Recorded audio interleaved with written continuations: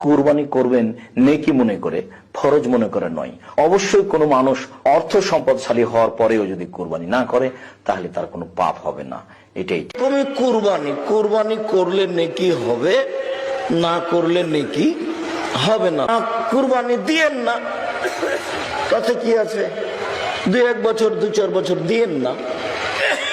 কুরবানির সামর্থ্য থাকার সাথে কুরবানি না দেয় তো রাসূলুল্লাহ সাল্লাল্লাহু আলাইহি ওয়াসাল্লামের হাদিস, যেটি সহিহ হাদিস, আল্লাহ আলবানী অন্যান্যরা সহিহ বলেছেন, যেই ব্যক্তি সামর্থ্যবান, মান কানা লাহু সাআ, তার যার সচ্ছলতা রয়েছে, আর ফালাইউদাহি, তারপরে সে কুরবানি করলো, ফালায়া কুরবানা মুসাল্লানা, তাহলে ধমক দিয়ে বলেছেন তারা যেন আমাদের ঈদগাহে না আসে। বলেছিল ফাঁসির মঞ্চে উঠে যেতে রাজি আছি, নিচে হাত বাঁধবো না। আপনি ওই সেই মানুষ, যেই মানুষ বলেছিলেন ফাঁসির মঞ্চে যেতে আছি, চুপে আমিন বলবো না।